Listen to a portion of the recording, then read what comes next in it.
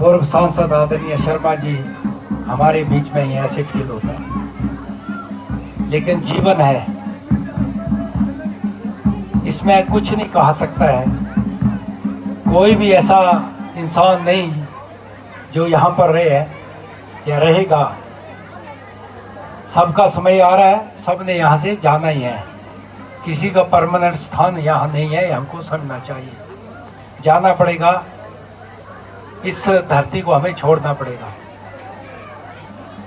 जब मैं आदरणीय स्वर्गीय रामस्वरूप शर्मा जी के बारे में सोचता हूँ, मैं सही माने तो मेरे राजनीतिक गुरु रहे हैं, जिन्होंने हमें राजनीति के बारे में बहुत कुछ सिखाया, बहुत सीखने का मौका मिला।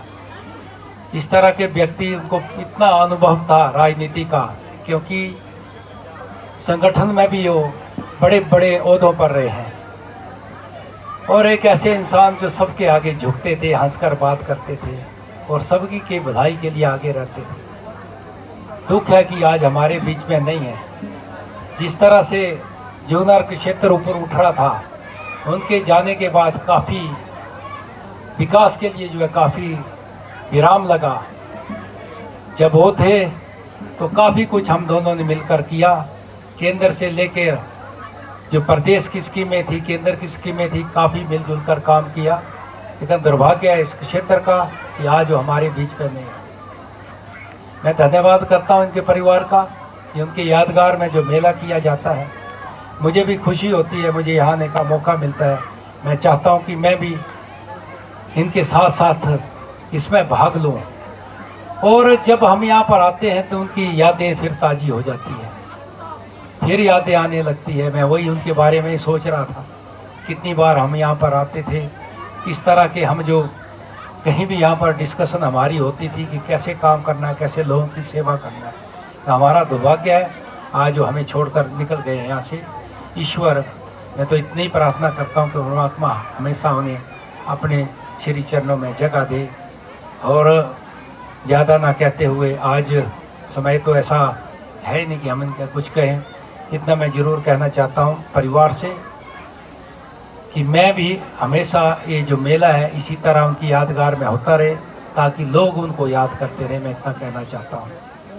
बहुत एक ऐसे व्यक्ति थे कि इनके बारे में जितना कहें उतना कम है।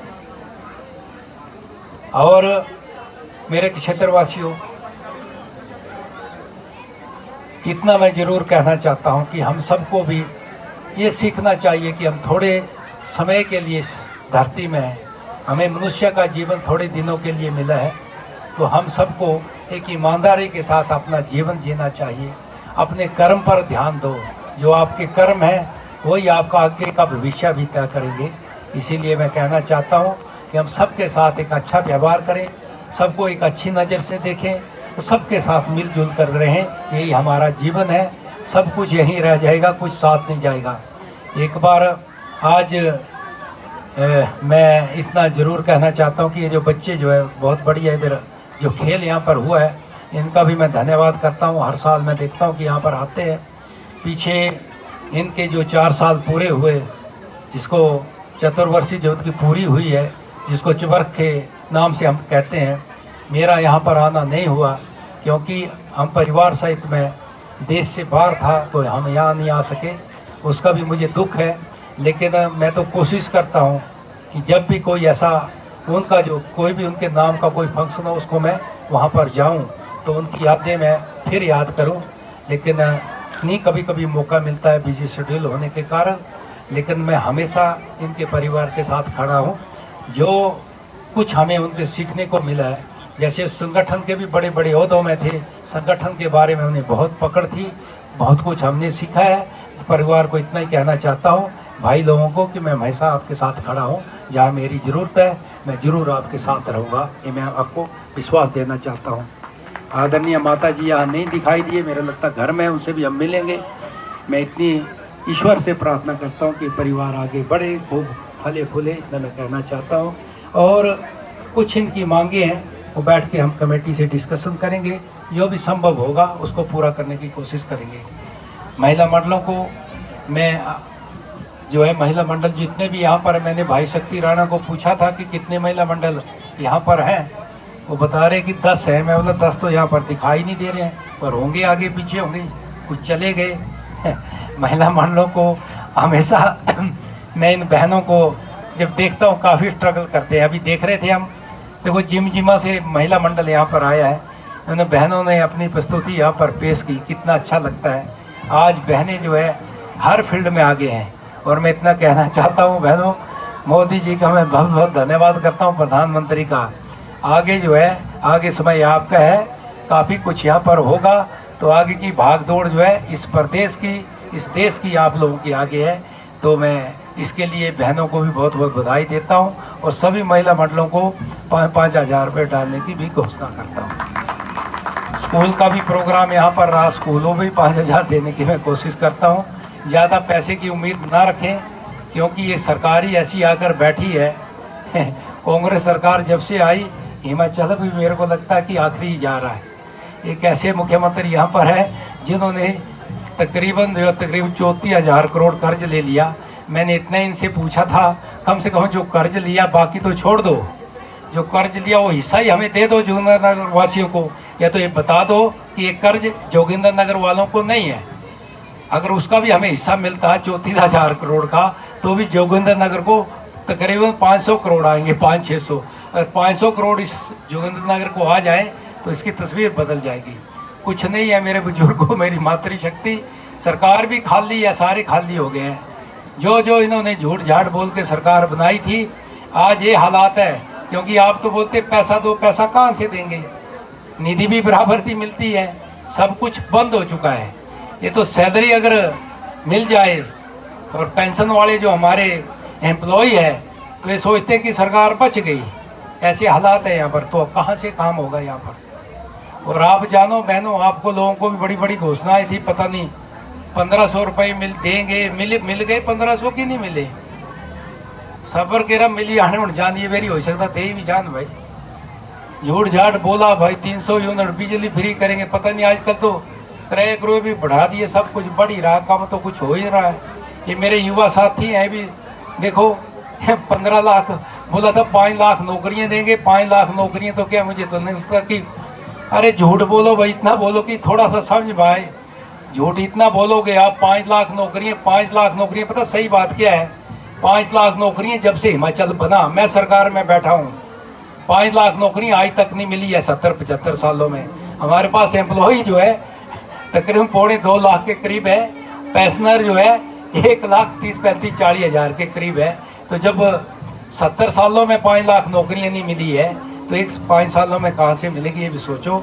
ये ठगने का काम है, ये कांग्रेस मुक्त भारत बन रहा है।